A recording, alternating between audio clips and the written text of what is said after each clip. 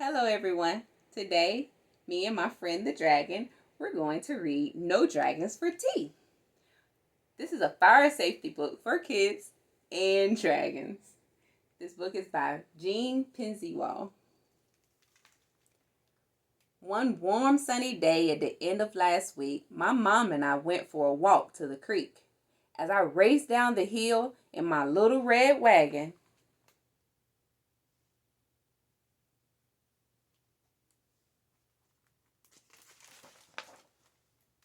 I veered to the left and smacked into a dragon. I suppose he could see there was fear in my eyes as I jumped to my feet, quite filled with surprise. He sheepishly grinned and stepped out of the way, but he seemed so polite that I asked him to play.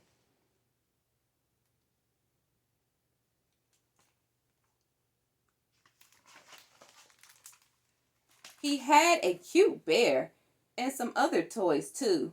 With my shovel and a pail, he'd have oodles to do. We ran to the creek and then on the bay, where we played on the beach for the rest of the day.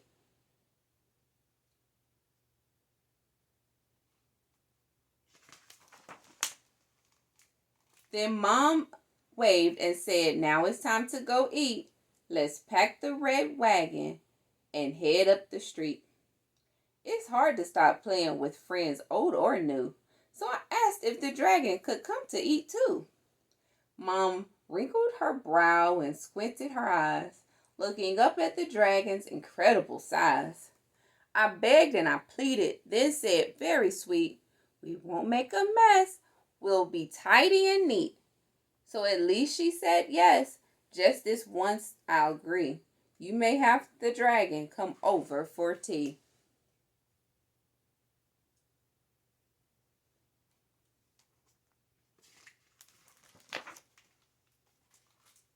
We had carrots and apples, thick slices of ham, with fresh homemade biscuits and strawberry jam, cold glasses of milk, and a great big dill pickle, but the pepper was sprinkled, sure, made my nose tickle. Then the dragon's nose twitched, and he started to wheeze. His eyes misted up, and he blew a great sneeze. Achoo!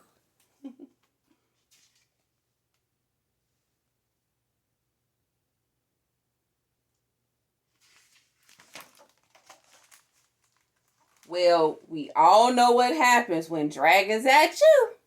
Flames shout from his mouth and from both nostrils, too. Oh my goodness.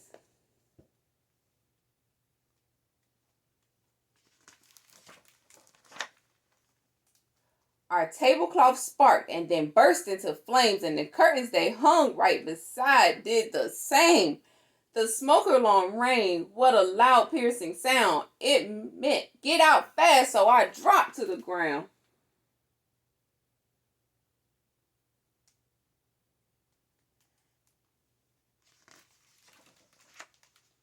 The room filled with smoke as I crawled on the floor and started to make my way to the front door. The dragon got scared and decided to hide, but I knew when there's fire, we must get outside. I grabbed his thick tail and with one mighty tug, I pulled that big dragon from under the rug.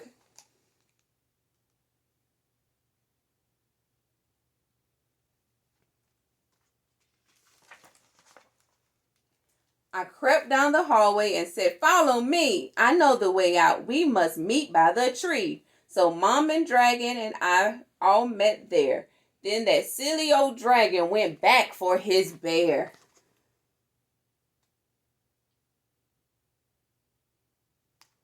Remember, you never go back inside for anything. We ran up and caught him and wouldn't let go. And I said, "Listen, dragon, here's what you should know. Don't ever go back. That just will not do. We can get a new bear, but we can't replace you." Since the fire was burning inside of our home, we went to the neighbors to borrow the phone.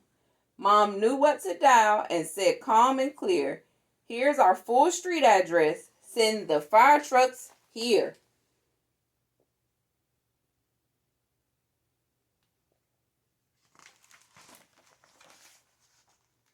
Before very long, down our street they came sailing, with bright red lights flashing and loud sirens wailing. The fire crew rushed to start work on their task.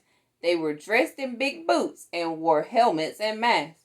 They hooked up the hose and ran into the house, where they sprayed streams of water in order to douse. The table, the curtains, our lovely snack too, and it didn't take long till the fire was through. The fire chief called out the door with a shout. The smoke made a mess, but the fire is out.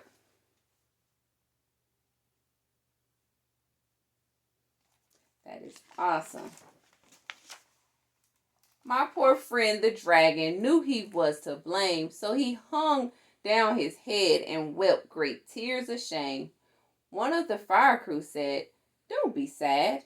You knew what to do, and of that we're quite glad. You all got out safely. That's really what matters." Then she took us to see the big pump truck and ladder.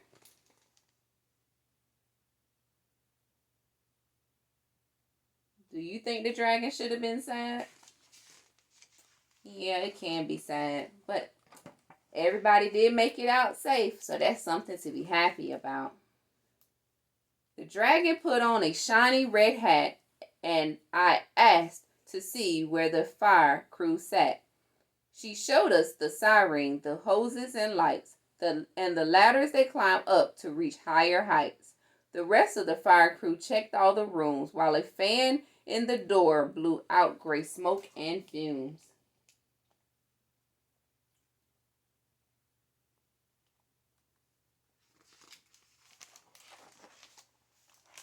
Then the dragon and we sat down for a while. I reached up and hugged him. He gave me a smile. The next time the dragon and I went to play, we'll pack up a picnic and go to the bay.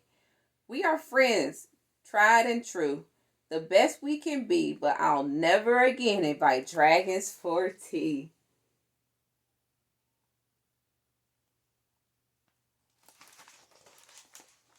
The end. I really hope you enjoyed. And Dragon, he really enjoyed the book too. I hope you all have a great day. Thank you.